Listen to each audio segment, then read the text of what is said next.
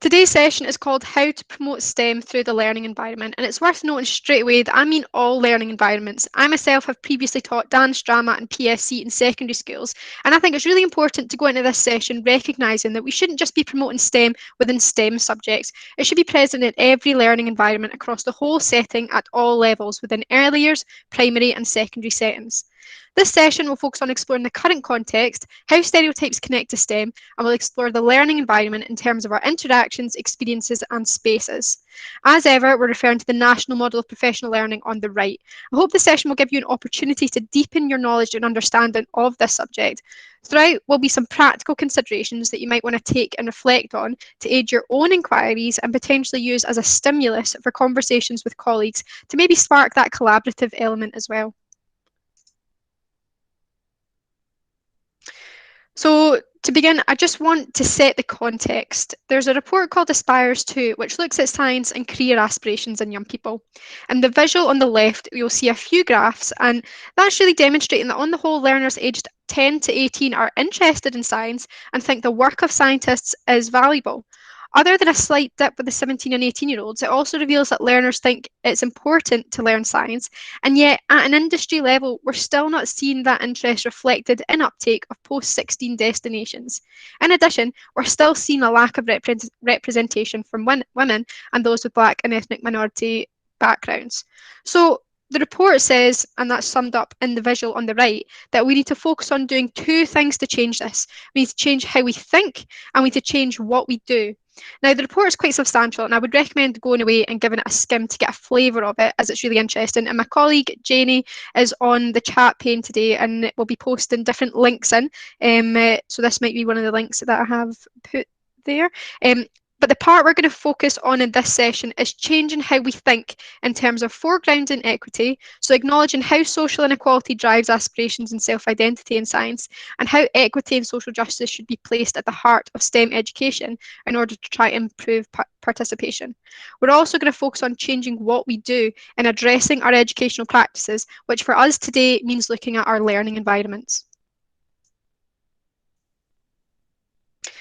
So I've started to set the context for the STEM part, now for the learning environment. Those who are early years practitioners will be familiar with the document Realising the Ambition. This is national practice guidance for early years in Scotland, and I think it's incredibly important to be aware of it regardless of what stage you teach, as this is where all our young people should be starting. And with developing our learning and teaching, it's like building a house. We can more confidently make decisions about building the upstairs if we're aware of what's happening during the building of the foundation. So that's a lovely bit of cheesy imagery for you. And the visual on the left highlights the key elements of high quality provision from realising the ambition. At the bottom, it highlights the importance of having skilled and knowledgeable practitioners who keep learning and then share their learning and their thinking. So just by being here today, you're already nailing it. It also talks about what they consider to be part of the learning environment, and they talk about it in terms of interactions, experiences, and spaces. Even though this is an early years document, this idea of what makes up the environment can be applied to all settings at any level. So that's why I've hung this whole session on this idea that when we consider the learning environment, we need to be considering it as in interactions, experiences, and spaces. So I've got a bit of a task to start.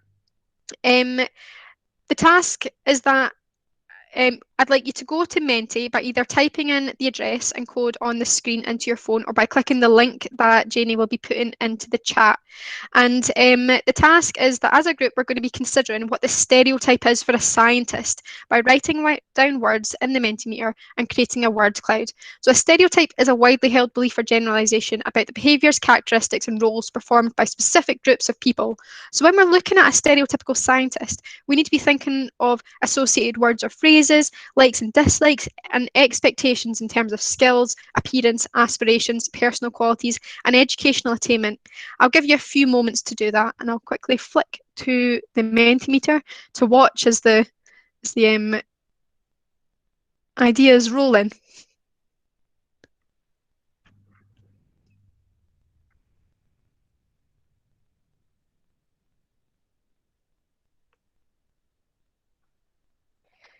I was going to say, I think I've been really ambitious. I've actually put 5 things in. So we'll hopefully see that Menti, that word cloud really start to build.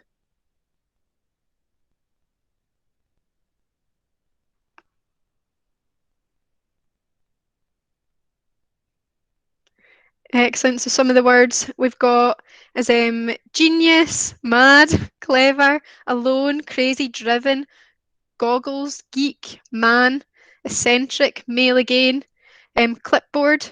Oh, eccentric's coming through loud and clear. The bigger the word, that means the more often it's said. Explosions, white coat. Again, male is coming in, older man. Weird, clipboard. Experiments, testy. Um, genius. So yeah, so this is a really good activity to do when exploring stereotypes in general, because it really lays out some ideas and notions that we could apply. So we could say, so ideas and notions that we could say go towards the science stereotype. Might be that the person needs to be clever, that they need to kind of have a science brain. And if we're thinking of how we envisage a scientist's appearance, we might image a white male in a lab coat, maybe wearing glasses, maybe a neat short hair. And I think it's important to recognise what the stereotype is around science so we can start to dismantle it and start helping learners connect to what STEM is and what being a scientist might actually involve. That way our learners might begin to imagine connecting themselves to STEM as well. So thanks for doing that. I'm now going to go back to my presentation.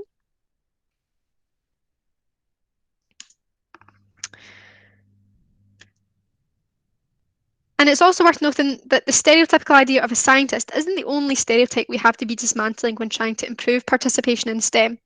As I'm in the Improving Gender Balance and Equalities team and we're low on time, I'm going to spend a bit of time just looking at gender. So these word clouds that are on the screen in front of you came from trainee science teachers, and it said what they said about different gender pupils by doing the exact same task I just did with you, but this time looking at gender. We do this all the time, and these words do come up time and time again. Generally, the words for the boys has words that focus on physicality, strength, activeness, and boldness. The word clouds for the girls has words that focus on nice behaviours, passive behaviours, appearance, and nurturing behaviours.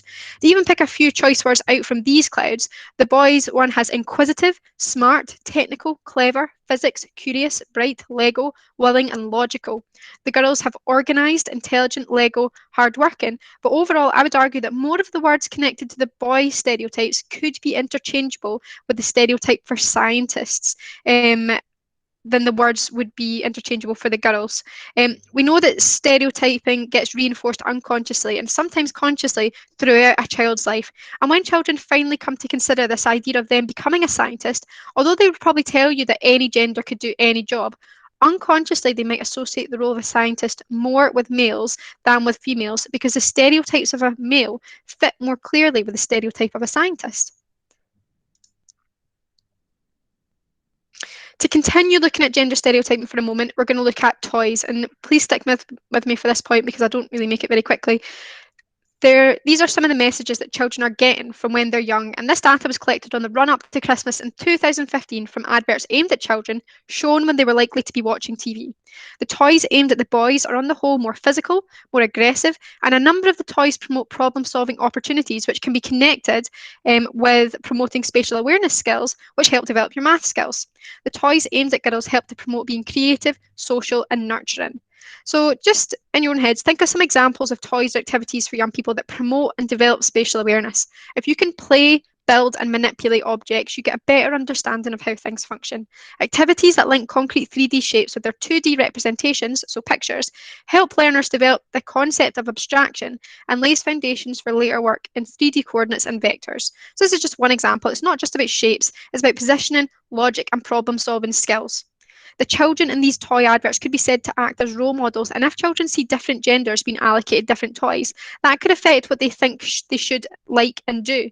So to relate to confidence and self-efficacy, so one's belief in their own ability to do or achieve something, if a child has spent time playing with problem-solving toys when they're at school and faced with problem-solving tasks, they will be more likely to feel confident to approach these things. It's the same with children who have spent their childhood playing being nurturing and creative. At school, they might more confidently approach tasks with nurturing and creative elements. If a child isn't exposed to one area, they are less likely to feel confident and have high levels of self-efficacy in that area. And you could make the argument that this might be one reason we might begin to see gender differences in subject uptake and learner pathways.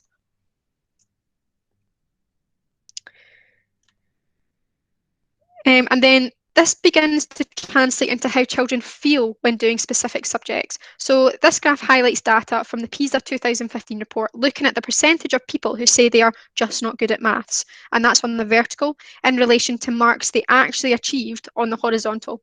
Across the board, females in the orange have a higher percentage saying that they're not as good compared to males who got the same marks as them. So the OECD found that girls who perform as well as boys reported much lower levels of maths and science self-efficacy and lower levels of maths and science self-concept. And 15-year-old girls were consistently more likely than boys to report feelings of anxiety towards maths. And it's worth saying this doesn't just happen in the maths lessons. In any lesson where there might be some sort of numeracy skill or numbers, there is a higher likelihood that a girl's belief in their ability to do that task will plummet just because they've associated task with maths and they don't see themselves as being good at maths. And I'm not saying every single girl, but statistically it's higher and more likely for that to happen for a girl. Anecdotally, when I taught drama, whenever I brought problem solving elements into my lessons, I would quite regularly see that some of the girls who were leading and taking charge moments earlier were suddenly a lot less sure of themselves and a lot less confident to proceed with the task. To go back to STEM subjects, a Young People in Scotland survey revealed that when asked about reasons for not choosing or intending to choose STEM subjects, girls in Scotland were significantly more likely than boys to report that they thought they were not very good at STEM, which is 40% versus 17% of boys who said that. And yet that's not reflected in attainment data.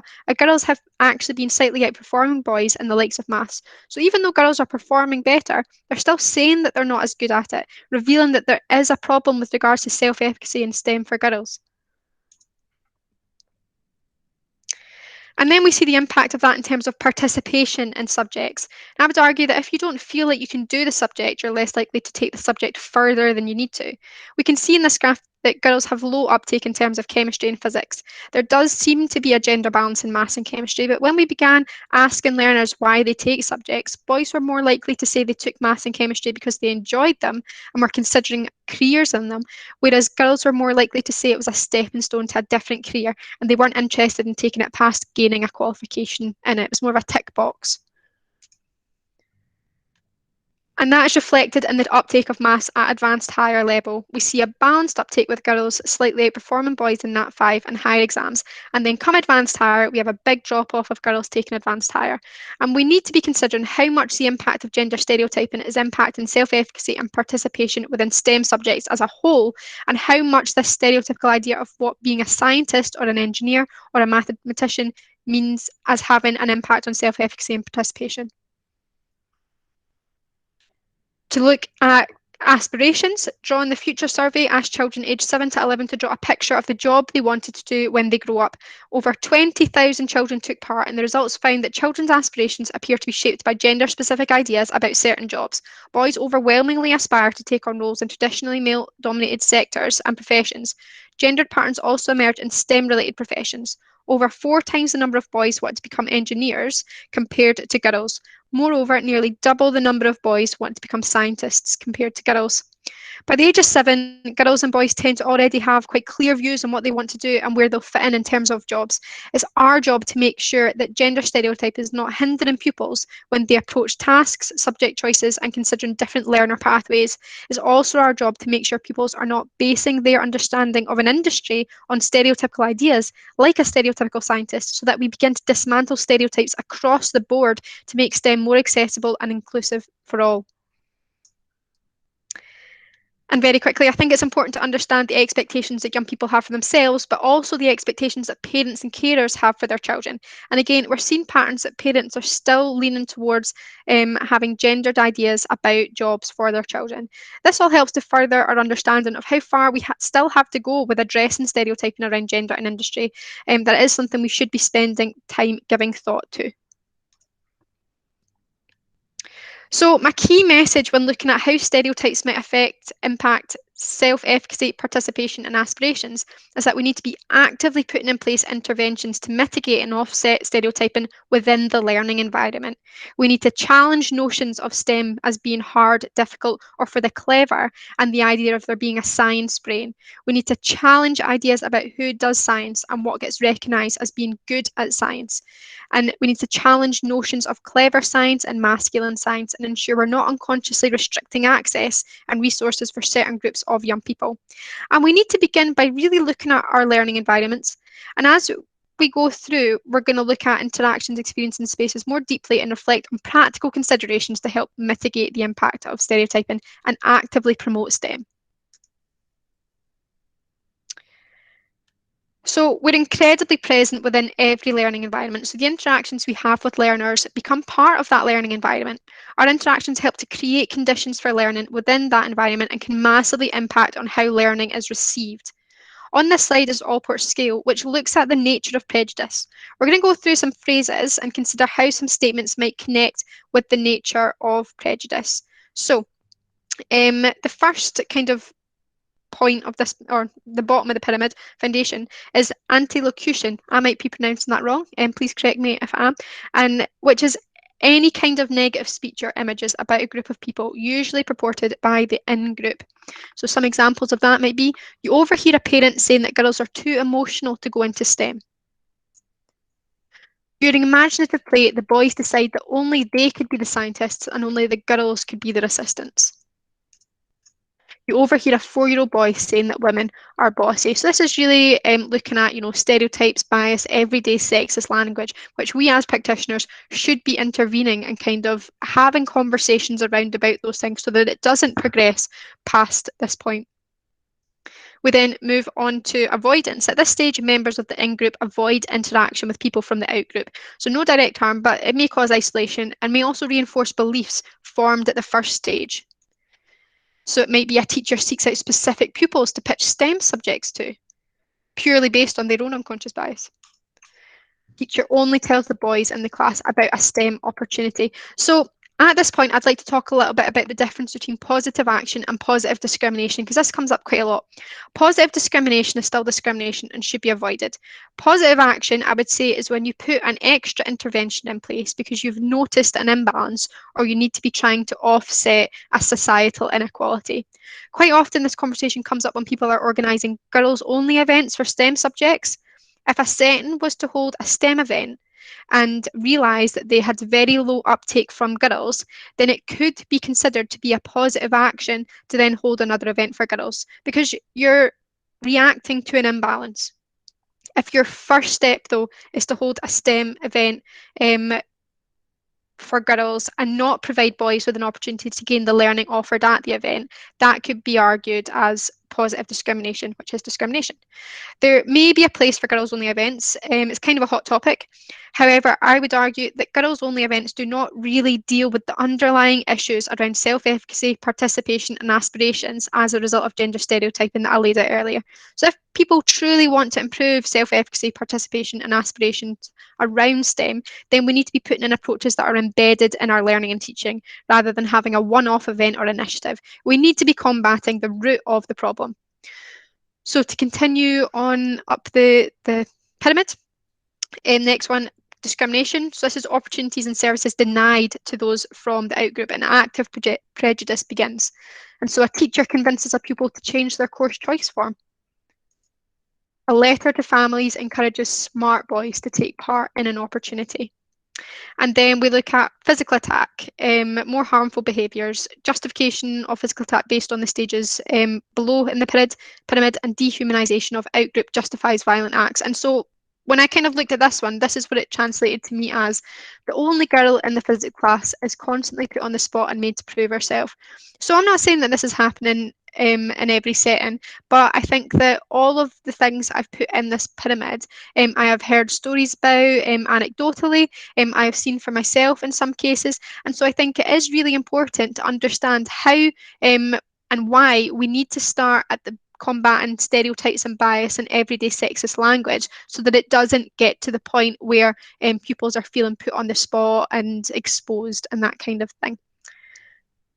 So To go on looking at interactions, um, our unconscious bias can have a massive impact on how we interact with people in very subtle ways. And this was an observation activity, and the results found that girls and boys are getting criticised for different things and praised for different things. And this was backed up by the research, and that's what we've put on the box there, the research.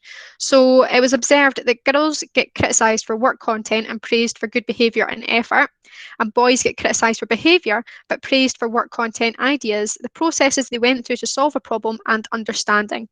So I hope everyone's familiar with the work of Carol Dweck around fixed and growth mindset. And if you're not, I would really recommend going and reading her book, Mindset.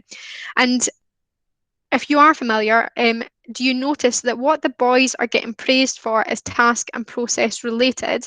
And looking at the processes we go through and skills we use to solve a problem or achieve a task helps to promote the growth mindset that you need for when you get to a problem that you don't immediately know how to solve.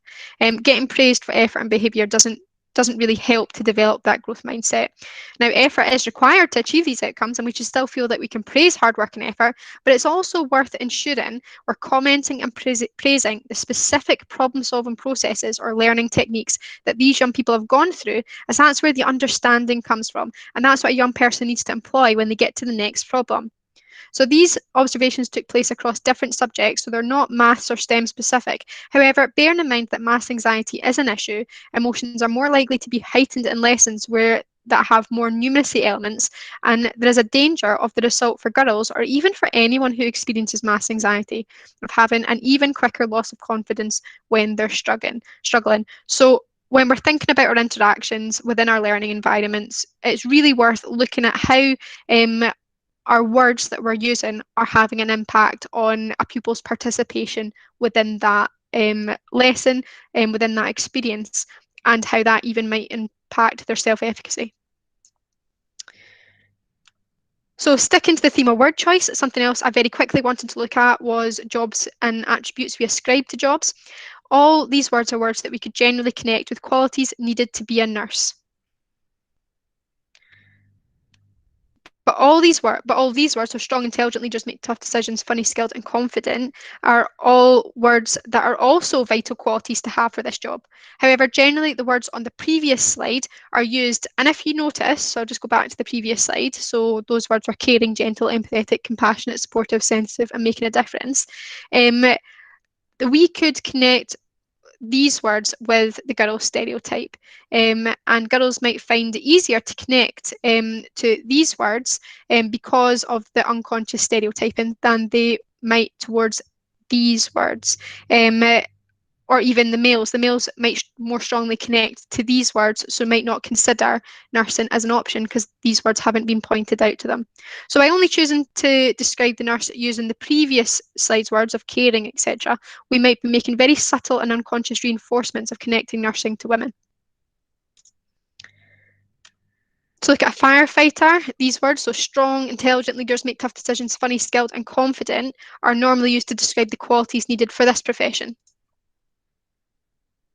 However, these words of caring, gentle, empathetic, compassionate, supportive, sensitive, and making a difference also apply. And again, the previous words are words more likely to be found connected to that male stereotype. So worth ensuring that when we're talking about careers and jobs, we use the wide spectrum of qualities and skills needed to describe them, so that we are trying to make these jobs and careers much more obvious that it can be for a wide variety of people rather than just trying to appeal to stereotypes. So when it comes to interaction, some practical consideration to how to, when we're thinking about promoting STEM in our learning environment, and this aspect is really about combating the stereotypes within our interactions in order to kind of make STEM more inclusive. So as part of that, we want you to reflect on your own unconscious bias, consider the use of gendered wording, reflect on how sexist language is challenged. Do you shout it down, or do you really have conversations about why language is sexist and how it might have an impact on different people? You might want to consider how you give feedback and what the focus of the feedback is. And that ties into experiences, which is what we're going to move on to now. And we're going to consider the words we use to describe careers, jobs, and tasks. And again, that ties in with experiences. So We're now on to experiences. Here are the four concepts, contexts even of curriculum for excellence, and that's opportunities for personal achievement, interdisciplinary learning, ethos and life of the school as a community, and curriculum areas and subjects. And when considering the kinds of experiences learners may have at the different levels, I think it's not right to ignore that the whole early level curriculum is encouraged to be done through play. And if you attended the STEM in the North webinar last month, it was on how to promote STEM through play in the upper primary and secondary, which my colleague Janie led on. And this quote, I think, really connects well with the four contexts and when thinking about the kinds of STEM opportunities there are to explore. Because although it says play, I think it is transferable to STEM. It says, learning through play is about continuity, bringing together children's spheres of life, home, school, and the wider world, and doing so over time. So when we're considering the learning environment, it's worth recognising that the specific experiences we design for our learners is a massive part of that learning environment. An approach to take could be to try and relate those experiences to home, school, and the wider world as a starting point.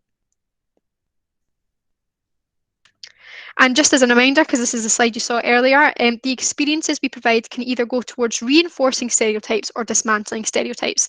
And a starting point might be to look at the toys we provide and encourage children to interact with. It could go all the way to considering the resources and contexts we use for learning in our environments.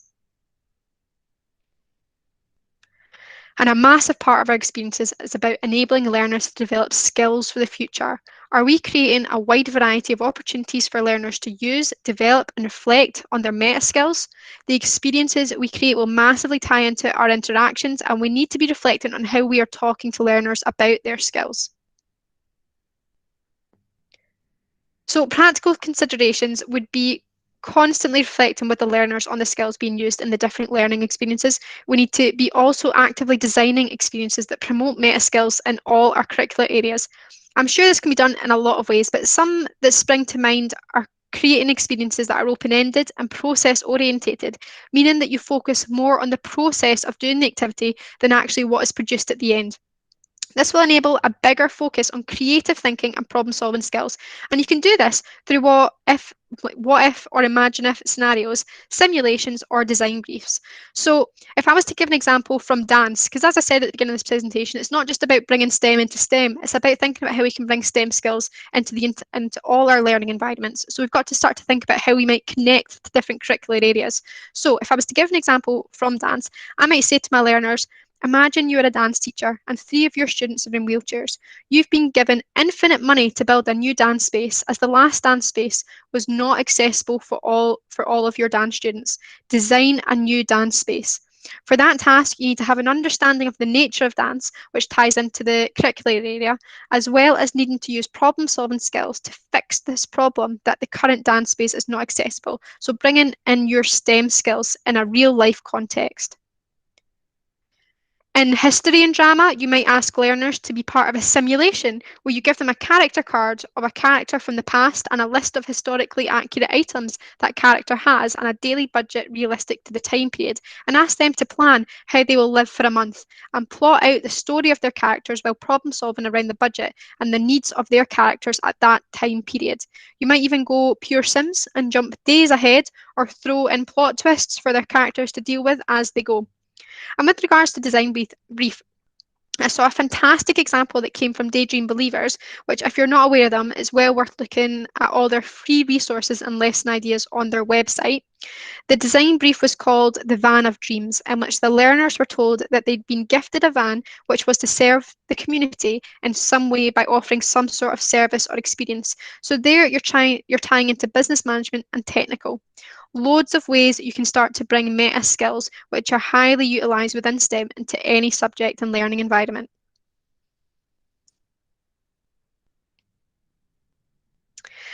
And going on to spaces, we're going to be looking at what are your physical spaces telling your learners. The next few slides show stimuli used within the Play Pedagogy Toolkit sessions, and I'm using them as they're really good to use for prompting discussion. I'm going to pause over the next few slides and ask you to input your thoughts into the chat pane. I will remind everyone that we are recording and the chat pane will also be recorded, but I think any thoughts around the spaces will be helpful in unpicking what the spaces say. And if no one chooses to talk, I will then start picking on Education Scotland colleagues to then prompt discussion around their thoughts around about the next few slides. So first, what stories do you think these tell, these two learning environments? So I'm just going to stop for a moment to allow you to look at these two pictures and start putting in the chat pane what your thoughts are around the stories these two pictures tell. And as I can't see the chat pane, I'll be relying on Janie to be feeding back any comments to me, if that's okay. Yep, I've got one come up already with explore. Oh, excellent. I should have labelled the pictures 1 and 2 because that would have helped me understand which one you're looking at in terms of explore. And 2 is have a go. Yes, We've got excellent. creative. The one on the left will require a lot of imagination for children because there's little to stimulate it. Mm-hmm. Paul was saying explore was 2 as well. Excellent. So Yeah. And when we're thinking about these, it's also looking at it gives unconscious messages about what we value as well. So, I mean, I don't think there's really any right or wrong answers. It's just about recognizing that we do have to be considering the spaces and how the learners might interpret them. And you're right that the one on the left is incredibly open. There's got a lot of space for kind of really active activities potentially, but the other one has lots of kind of resources there to be used. And again, it's also a lot of trust. Imagine putting all that out. And yes, there's a lot of trust there, and that might be really valued by the young people to know that they have the trust to go away and build things within their, playtime and that kind of thing, their interval time. So yeah, is there anything else came up in the chat for that one? yeah, I've got a few more. The Cool. second picture seemed to promote exploration, outdoor learning. Mm-hmm. The first picture is more, it's not restricted, there's more space. And the second one is more inviting.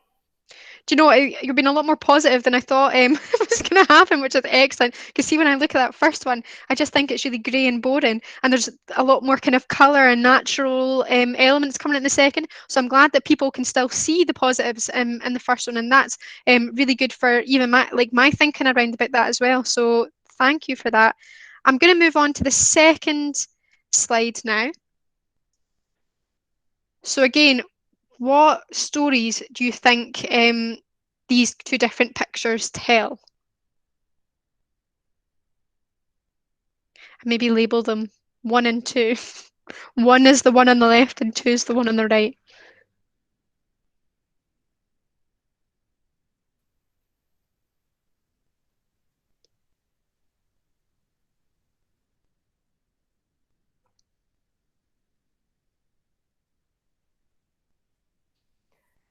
We've got mathematical pairs, looking at odd one out. Mm, 2 value puddles. 2 real resources. hmm Yep. I also find it interesting because although, if we zoomed out of that first picture, I wonder where that would be, whether it's hanging, what level it's hanging, whether the kids have put that up there or whether the teacher has put that up there as well. So is it at a level that the kids, the young people can interact with it? And on the right, it's very clearly on the ground. So maybe that is more inter the young people are maybe able to access it, and there's maybe freer option to go and explore it as well, that kind of Yep, thing. that's definitely coming up with the idea that hands-on Hmm and practical, being able to get Yep, to those resources. excellent. Is anything else came up for that one? We've got a comment about the left-hand one, because there's only one sock there. So what does that tell us about the person? Yeah, yeah. Aye. Yep. Cool. I'm going to go on to the next one now. And again, what stories did these pictures tell? So again, the one on the left, picture 1, the one on the right, picture 2.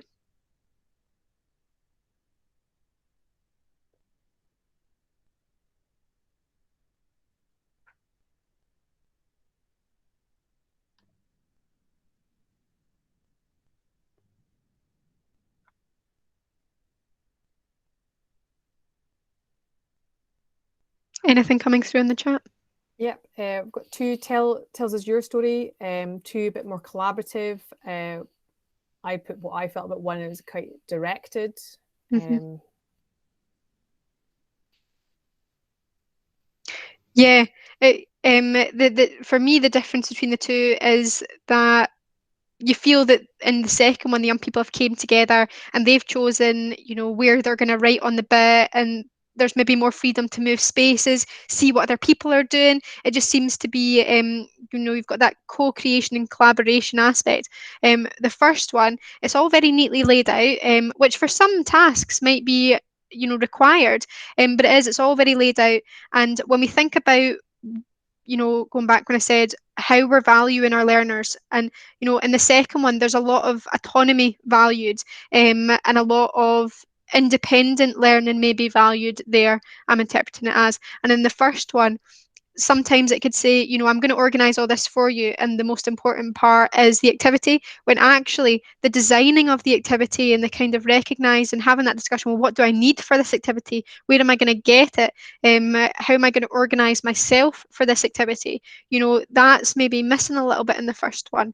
So again, it's looking at how we develop skills through our learning environments as well. Is there anything else coming through the chat there? Yep, a few more things. Number two, looking a bit more creative. One, Mhm. again, as you said, kind of very closed. One being individual working, two collaborative and free, and the second one being on the floor, so it's not restrictive in who takes part. Yep, brilliant, brilliant. Um, Cool. So I seem to have blasted through my slides, and I'm coming to the end very, very quickly, but means if people do want to stay on and have some more conversations and ask questions, that'll be good. So when considering the practical considerations around space, really thinking, is your space fit for purpose? Has the environment had any elements of co-creation with the learners, or is everything there for your benefit? Are there messages on display that have been discussed with the learners, such as role models and career paths? So this is something that quite often within the IGB team will recommend, make sure the posters on your wall have a diverse representation, so that within any classes, pupils can see themselves in future careers and that kind of thing. But as an addition to that, those posters will just be kind of on the peripherals of the young people's vision if it's not been discussed with them. So it might even be a nice idea to sit down and think, today we're going to talk about role models. Let's hear what your ideas of role models are. And then from your ideas, we're going to put them onto the walls so that we have them to reflect back on. And actually, if we then, as the practitioner, start to see gaps and think, we've been talking about scientists and they've only been able to name me, males from about 2 decades ago. Like, that could even progress onto a research task around about find me a wider variety of scientists, and then let's something to remind ourselves on the wall. So, are there messages on display that have been discussed with the learners, such as role models and career paths? So that's what I mean by that one. Do your spaces encourage use of STEM skills, or is everything done for the learners? So again, I really like the idea of having, things like resources around the classroom that young people can go and pick up. They might say, do you know what, I'm doing this activity, but actually this would really help me for this activity, so I'm going to go find that. It's not something that has been specifically allocated by the teacher. Like, this is your pack and you can only use this pack. You're then encouraging young people to maybe think more outside the box and use resources that even yourself haven't really considered as being needed for the task. And are all areas of your space accessible to all, inclusive to all, and challenging of stereotypes? So again, that brings us to the fact that the one of the pictures, the resources were at the level that the young people could access it. And again, this is also something to consider if you have young people who have different accessibility needs as well. Really look at your environment to consider whether every single young person can access it. Because if they can't access it in the classroom, they might then think that they won't be able to access it out in the wider world. This might be the same for, if you've got a science classroom and you're all on massive stools and all the desks are raised to a massive height, and then you've got a young person coming in with quite a low wheelchair. What is that telling that young person about what would happen if they went into, say, a lab in the wider society, if their only experience of a lab is having things that aren't accessible to them? So I know we can't do a lot about changing structures within schools, but we can definitely have that conversation with the young people, like, this is what the school looks like because it was built like 30 years ago. This is what actual science labs look like today, and they are more accessible. So that kind of thing as well.